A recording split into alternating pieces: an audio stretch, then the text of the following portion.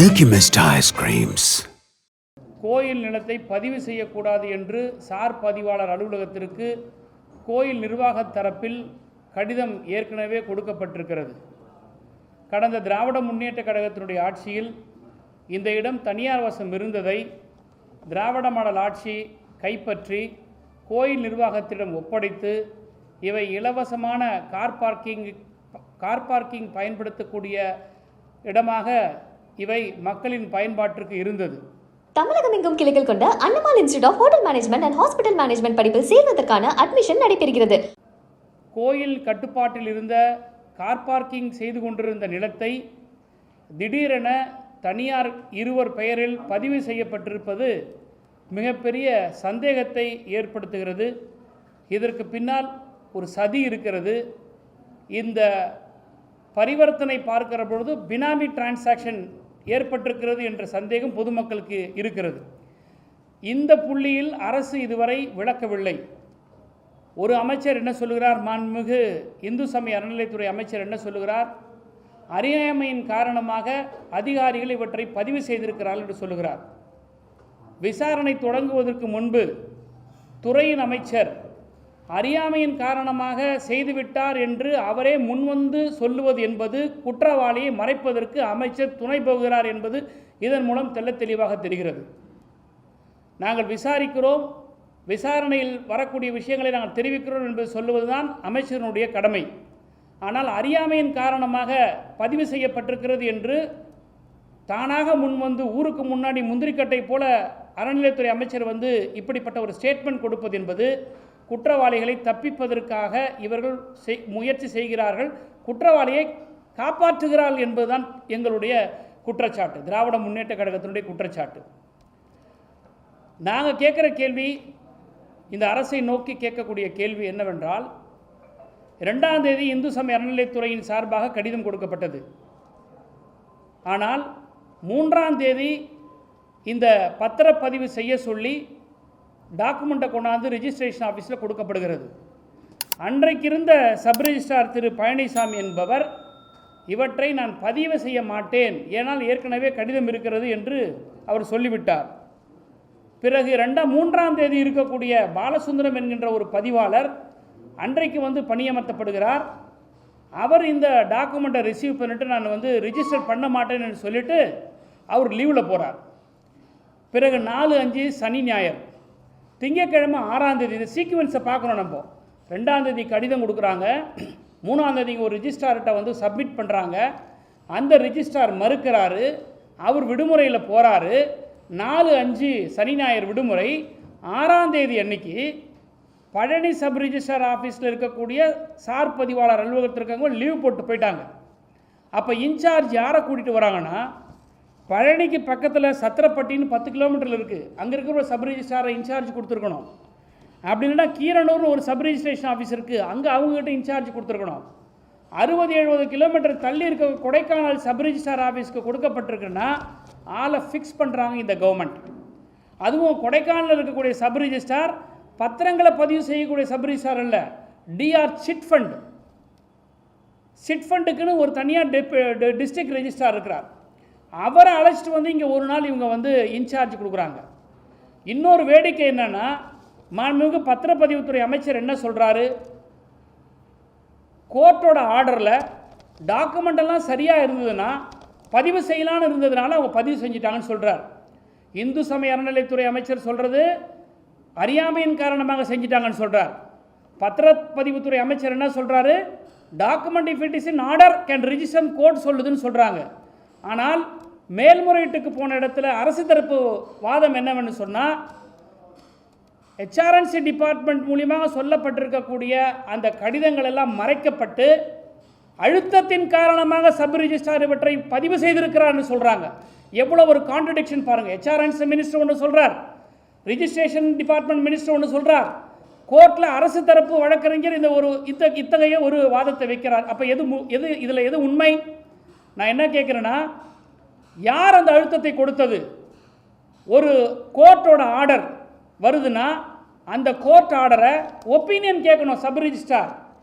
இந்த மாதிரி ஏற்கனவே வந்து லெட்டர்ஸ் கொடுக்கப்பட்டிருக்கு, இன்னும் அதாவது எல்லா லேண்டையும் அவ்வளோ சீக்கிரத்தில் ரிஜிஸ்டர் பண்ண முடியாது. எதை ரிஜிஸ்டர் பண்ணக்கூடாது, எது கோயிலுக்கு சொந்தமானது, எது அரசுக்கு சொந்தமானதுன்ற ஒரு பதிவேடு இருக்குது. அப்போ இந்த நிலம் அரசுக்கு கோயிலுக்கு சொந்தமான நிலம் என்ற பதிவேட்டில் இருக்கும்போது இதை வெரிஃபை பண்ணணும் அந்த சப் ரிஜிஸ்ட்ரார். ஏற்கனவே இந்த பிரச்சனைகள் இருக்குது, இது பதிவு செய்யப்படலை, வெள்ளிக்கிழமைக்கு இருந்த ஆஃபீஸர் அதை வாங்கி வச்சுட்டு ஏன் ரிஜிஸ்டர் பண்ணல, திங்கக்கிழமைக்கு நம்ம வந்து ஒரு வேளை அவர் இன்னோசன்ட் ஆஃபீஸராக இருந்தால் திங்கக்கிழமை வந்து நான் வந்து உட்காரும் போது ஏன் இந்த ரிஜிஸ்ட்ரேஷன் பண்ண சொல்கிறாங்க, அப்போ அந்த ஆஃபீஸில் அசிஸ்டண்ட் இருப்பாங்க, டெப்டி ரிஜிஸ்ட்ரார் இருப்பாங்க, அவங்ககிட்ட அதை கேட்டு விசாரிச்சிருக்கணும். இது எல்லாம் எதுவுமே செய்யாமல் இவங்க பதிவு செய்கிறார்கள் என்று சொன்னால் இதில் ஒரு சதி இருக்குது, இது ஒரு பினாமி டிரான்சாக்ஷன் இருக்குது. 15 லட்சம் ரூபாய் ஆன்லைனில் வந்து ரிஜிஸ்ட்ரேஷன் ஸ்டாம்ப் டியூட்டியை பணம் கட்டுறாங்க. இதை பர்ச்சேஸ் பண்ணியிருக்கிறதா சொல்லப்படுகிற இவற்றை பதிவு செய்யப்பட்டதா கிரயம் செய்திருக்கக்கூடியவர்கள் என்று சொல்லப்படுகிற அந்த 2 நபர் இதுவரை யார் என்று போலீஸ் தரப்பில் காட்டல. அவங்க 2 பேருக்கும் ஒரு 10 லட்சம் ரூபாய் 15 லட்சம் ரூபாயில் மதிப்பீட்டில் ஒரு சொத்தை வாங்குவதற்கான பொருளாதார ரீதியில் பலம் வாய்ந்தவர்கள் இல்லை என்பது எங்களுடைய விசாரணையில் தெரிய வந்திருக்கிறது. அப்படி இருக்கும்போது எப்படி 2 கோடி ரூபாய்க்கு இவங்க வந்து பண பரிவர்த்தனை செய்ய முடியும்?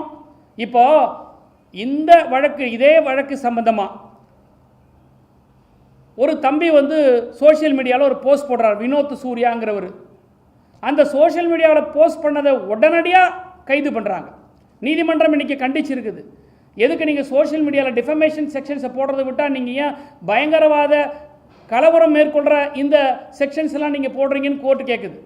அப்போ இதிலிருந்து ஃப்ரஸ்ட்ரேஷன், அமைச்சர்கள் இருக்கக்கூடிய பதற்றம், இந்த அரசாங்கத்தில் இருக்கக்கூடிய பதற்றம், இந்த பிரச்சனையில் எங்கே நாங்கள் மாட்டிக்க போகிறோம்னு சொல்லிட்டு யார் பேசினாலும் உடனே வாயை அடைக்கிறதுக்காக இந்த வழக்கு போடுறது கைது பண்ணுறாங்க. இவ்வளோ முனைப்பு காட்டுகிற தூய்மை ஆட்சி ஏன் டோல் நம்பர்லாம் கொடுத்து கேபினட் மீட்டிங்கில் வந்து யார் தப்பு செஞ்சாலும் நடவடிக்கைன்னு சொல்லக்கூடிய டூப் சீஃப் மினிஸ்டர், நான் டூப் சீஃப் மினிஸ்டர் சொல்லுவேன், ரியல் சீஃப் மினிஸ்டராக இருந்தார்னா அவருக்கு எல்லாமே தெரியும். டூப் சீஃப் மினிஸ்டர் இந்த நம்பர்கள்லாம் கொடுக்கக்கூடிய இந்த டூப் சீஃப் மினிஸ்டர் ராத்திரியில் பாஞ்சு சமூக வலைதளங்களில் போஸ்டிங்கை போட்டவங்களாம் கைது பண்ணக்கூடிய இந்த அரசாங்கம் ஏன் இந்த சப் ரிஜிஸ்ட்ராரை கைது செய்யலை? அது மட்டும் இல்லை, இந்த சப் ரிஜிஸ்ட்ரார் என்ன செஞ்சுருக்கணும்? இப்படிப்பட்ட ஒரு தீர்ப்பு வந்ததுன்னா கவர்மெண்ட் பிளேட்டர்கிட்ட ஒப்பீனியன் வாங்கியிருக்கணும், டிஸ்ட்ரிக்ட் ரெஜிஸ்ட்ரார்கிட்ட கேட்டிருக்கணும்.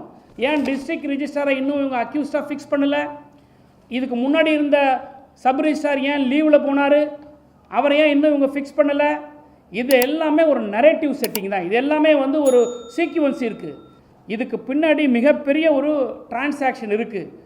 இது ரொம்ப காலமாக திராவிட முன்னேற்ற கழக ஆட்சியில் வந்து இந்த இடத்தை பாதுகாக்கப்பட்டது. திமுகனாலே இந்துக்களுக்கு எதிராகவும் கோயிலுடைய வழிபாட்டுகளுக்கு எதிராகவும் ஒரு ப்ரொஜெக்ட் பண்ணிக்கிற இந்த சமூகத்தில் திராவிட மாடல் ஆட்சியில் நாங்கள் கோயில் நிலத்தை பாதுகாத்தோம். பழனிக்கு மொட்டை போடுவாங்கன்னு தான் நம்மலாம் பார்த்தோம். பழனிக்கே மொட்டை போட்ட ஆட்சி விஜய் ஆட்சி. இன்றைக்கி நாட்டு மக்களுடைய முகத்தில் இன்றைக்கி விபூதி அடிச்சிருக்கிறாங்க. நான் கேட்கக்கூடிய கேள்வியெல்லாம், அதிகாரிகளை காப்பாற்றுவதற்கு இந்த அமைச்சர்கள் முன்வந்து வாலண்டரியாக பேட்டி கொடுக்குறாங்க. அறியாமையின் காரணமாக செஞ்சிட்டோன்னு சொல்ல வேண்டிய அவசியம் என்ன? Everything is in order, register பண்ணலான்னு சொல்ல வேண்டிய அவசியம் என்ன? நீதிமன்றத்தில் வந்து வழக்கறிஞர்கள் வந்து மாற்றி பேச வேண்டிய அவசியம் என்ன? இதுக்கு பின்னால் யார் இருக்கிறாங்க? இந்த சதி செயலில் யார் ஈடுபட்டிருக்கிறாங்க? யாராவது ஒருத்தர் சப் ரிஜிஸ்டர் ஆஃபீஸில் போயிட்டு ஒரு டாக்குமெண்ட்டை கொடுத்துட்டு கோர்ட் ஆர்டரே வச்சுருந்தா கூட கண்டெம்ட் வரைக்கும் போனால் கூட ரிஜிஸ்டர் பண்ணாத டிபார்ட்மெண்ட்டு எப்படி இதை ரிஜிஸ்டர் பண்ணுது? இதனுடைய உண்மைத்தன்மையை விசாரிக்க வேண்டிய அவசியம் இவங்களுக்கு ஏன் ஏற்படலை? ஏன் கவர்மெண்ட் பீட்டர்கிட்ட இவங்க ஒப்பீனியன் வாங்கலை? ஏன் மேல் அதிகாரிகள்கிட்ட வந்து இப்படிப்பட்ட ஒரு தீர்ப்பு வந்திருக்கு, ஏற்கனவே ஹெச்ஆர்என்சி டிபார்ட்மெண்ட்லேருந்து நமக்கு லெட்டர் வந்திருக்கு, இதை நான் என்ன செய்யட்டேன்னு ஏன் அந்த அதிகாரி கேட்கல? ஏன் அவசர கோலத்தில் இது ரிஜிஸ்டர் பண்ணுறாங்க? இந்த சதிகளெல்லாம் மறைப்பதற்காக முறுக்க மோந்து பார்க்குறவரும் புளியாதவரை டேஸ்ட் பண்ணி பார்க்குறவரெலாம் இன்றைக்கி வந்து பெரிய வீராவசனம் பேசுகிறா. என்னமோ அவர் வந்து அரசியல் அவருக்கு மிகப்பெரிய அனுபவம் இருக்கிற மாதிரியும், நம்ம நாட்டினுடைய அமைச்சராக அவர் இருந்து மிகப்பெரிய அவருக்கு ஆளுமை இருக்கிற மாதிரி ஹெச்ஆர்என்சி மினிஸ்டர் அப்படி விளாசுறாரு. அப்படி திருப்பி பதில் சொல்கிறாரு, ரொம்ப ரோஷமாக பதில் சொல்கிறாரு. அந்த ரமேஷ் மாண்புமிகு அமைச்சருக்கு ரோஷம் இருக்குமுன்னா ஏன் இந்த பதிவு செய்ய வேண்டிய விஷயத்தை காப்பாற்ற வரணும்? ஏன் நீங்கள் இந்த வாலண்டரி ஸ்டேட்மெண்ட் கொடுக்குறீங்கன்றதை சொல்ல வரணும். அதெல்லாம் இருக்காமல் ஒரு பெரிய முந்திரி கொட்டை 420 நிர்மல்குமார் மாண்புமிகு சட்டத்துறை அமைச்சர் என்னடா நாட்டு மக்கள் இப்படி பேசுகிறீங்கன்னு எங்களை நீங்கள் தப்பாக நினைக்காதீங்க. ஒரு அமைச்சர்கள் இன்றைக்கு கோட்டையில் இருந்துக்கிட்டு அந்த துறை யார்கிட்ட இருந்தது? மூர்த்திக்கிட்ட இருந்தது. என்ன மூர்த்தினா யார்? ஒரு மாண்புமிகு அமைச்சராக இருந்தார். திராவிட முன்னேற்ற கழகத்தில் ஒரு அரசு பொறுப்பில் இருந்தவர். நாளைக்கு நீங்கள் இன்றைக்கி அமைச்சராக இருந்தால் உங்கள் அமைச்சராக இருக்கும் போதே ரோட்டில் போகிறவங்களாம் வேறு மாதிரி கேட்பாங்க. கடந்த ஆட்சியில் அமைச்சராக இருந்த திரு மூர்த்தி இருந்தாருன்னு சொல்லணும். அது யார் மூர்த்தி? மூர்த்தினா யார்? என்ன பேச்சு இது? நிர்மல்குமார் சொல்லக்கூடிய கருத்து என்னென்னா, இந்த கேள்விக்கு பதில் சொல்கிறதுக்கு பயந்துக்கிட்டு ராத்திரியெல்லாம் ரிஜிஸ்ட்ரேஷன் நடந்ததுன்னு சொல்கிறாரு. ராத்திரியெல்லாம் ரிஜிஸ்ட்ரேஷன் நடக்குதுன்னா முட்டாள்களுக்கு தான் இது புரியாது. டோக்கன் போட்ட பிறகு யாரெல்லாம் என்னைக்கு டோக்கன் போட்டிருக்காங்களோ அந்த டோக்கன் எல்லாம் அன்றைக்கி ரிஜிஸ்டர் பண்ணிவிட்டு போகணுன்றது இது விதி. இது கூட புரிஞ்சிக்காத அமைச்சர்கள்லாம் இன்றைக்கி நாட்டில் மங்குனி அமைச்சர்களாக இருக்கிறாங்க. அன்றைக்கி இரவு எவ்வளோ நேரம் இருந்தாலும் ரிஜிஸ்டர் பண்ணிட்டு போனோம். ரைட்டு, 9 மணி 10 மணி ரிஜிஸ்டர் பண்ணால் எந்த அரசு நிலத்தையும் யாருக்கு நாங்கள் ரிஜிஸ்டர் பண்ணி கொடுக்கலையே, எந்த கோயில் நிலத்தையும் யாருக்கு நாங்கள் ரிஜிஸ்டர் பண்ணி கொடுக்கலையே. தூய்மையான ஆட்சின்னு சொல்லக்கூடிய விஜய் அரசாங்கம் இன்றைக்கி கோயிலோட லேண்டை இன்னொருத்தருக்கு ரிஜிஸ்டர் பண்ணி கொடுத்துருக்கும் போது நீங்கள் எப்படி எங்களை பார்த்து குற்றம் சுமத்த முடியும்? அதனால் இந்த அமைச்சர்கள் எல்லாம் இந்த அமைச்சர்கள் செய்யக்கூடிய விஷயங்களை எல்லாம் மக்கள் முன்னாடி உண்மையை பேசணுமே தவிர தேவையில்லாத அரசியல் சர்ச்சைகளை உருவாக்கி பிரச்சனைகளை திசை திருப்புவதற்காக மட்டுமே இந்த பிரஸ் மீட் நடந்திருக்கிறதே தவிர இவங்க யாரும் உண்மைக்கு நாட்டு மக்களுக்கு உண்மையை கொண்டு கொடுக்கவே இல்லை. இன்றைக்கி சிபிசிஐடி விசாரிச்சுக்கிட்டு இருக்கு பழனியில். இந்த சிபிசிஐடி என்ன விசாரிக்க முடியும்? இதே காவல்துறை தான். எனவே இதனுடைய போக்கை நாங்கள் கொஞ்ச காலத்துக்கு கவனிப்போம், வாட்ச் பண்ணுவோம், மானிட்டர் பண்ணுவோம். இதில் விசாரணை சரியாக நடைபெறவில்லை என்று சொன்னால் திராவிட முன்னேற்ற கழகம் இது குறித்து நீதிமன்றத்துக்கு செல்வதற்கு தயங்காது. எனவே அமைச்சர் பெருமக்கள் எல்லாம் வாயடக்கம் தேவை. நாகரிகமாக பத்திரிகையாளர் முன்பு சந்திக்க வேண்டும். இருக்கின்ற பிரச்சனைகளை எடுத்து சொல்ல வேண்டும். மக்களுக்கு விளக்கத்தை கொடுக்க வேண்டும். எது செய்தாலும் திராவிட முன்னேற்ற கழகம் என்று எங்கள் மீது அவதூறை பரப்புவீர்களானால் நீங்கள் நாற்றம் அடிப்பீர்கள் என்பது மக்கள் நிச்சயமாக உங்கள் மீது குற்றம் சுமத்துவாங்க. ஆட்டை காணும்னு சொல்லி கம்ப்ளைண்ட் கொடுக்குறோம். அந்த கம்ப்ளைண்ட் கொடுத்த பிறகு ஆடு வந்துருச்சுன்னு சொல்லிட்டு திருடனை விட்டுற கதையாக தான் அந்த மாதிரி இருக்குது. இவங்க என்ன பண்ணுறாங்க?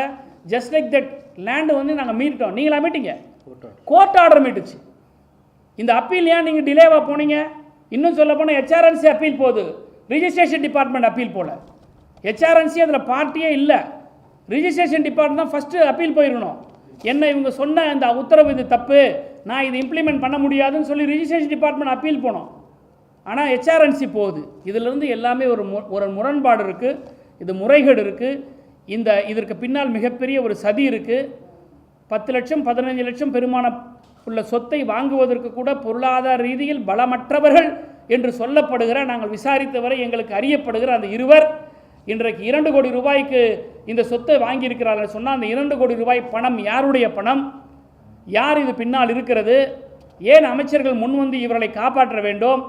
இங்கே இருக்கக்கூடிய ஈடி இப்போ எங்கே போயிருக்கு? இன்றைக்கி எஃப்ஐஆரில் இவங்களை 4 பேரே காட்டியிருக்கிறாங்க. இது வரைக்கும் ஏன் கைது பண்ணலை? இரவுகளில் சமூக வலைதளத்தில் பணியாற்றக்கூடியவங்களெல்லாம் கைது கூடிய அரசாங்கம் இந்த குற்றவாளி ஏன் கைது பண்ணலை? இந்த விஜய் அரசாங்கத்தை பொறுத்த வரைக்கும் சமூக வலைதளங்களில் இவங்க ஆக்டிவாக இருக்காங்க தவிர சமுதாய பணியில் இவங்க மயங்கி இருக்கிறாங்க.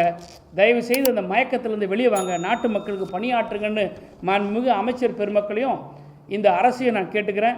திரு விஜய் அவர்கள் வெறும் கோட்டு சூட்டு போட்டுட்டு நான் இந்த நான் தமிழ்நாட்டில் லஞ்சத்தை ஒழிச்சிட்டேன், 50 நாளில் நான் வானத்தை வில்லாக்கிட்டேன், வைகுண்டத்தை காட்டிட்டேன்ற சினிமா டைலாக்லாம் தேவையில்லை. உங்கள் முதுகு பின்னாடியே மிகப்பெரிய அளவில் புறையோடி ஊழல் இருக்கிறது.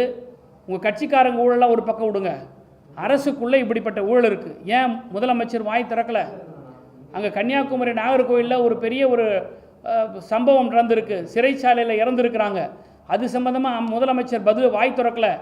தமிழ்நாட்டினுடைய கடந்த முதலமைச்சர் திமுக ஆட்சியில் ஏதாவது நடந்தால் உடனே ஓடி வந்துடுவார் ஸ்டேஜ் போட்டு பேசுகிறதுக்கு, சிஎம் சார்னு.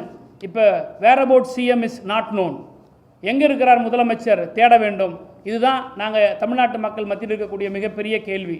நீங்கள் சொல்கிற அந்த 2 பேர் நாங்கள் பணம் இல்லாதவர்கள் கண்டுபிடிச்சு சொன்னீங்க. இதுவரைக்கும் நீதிமன்றத்துக்கு முன்னாடியோ அல்லது அரசோ இல்லை காவல்துறையோ யாரும் இதுவரை அவர் பின்புலங்களை வெளிப்படுத்தல.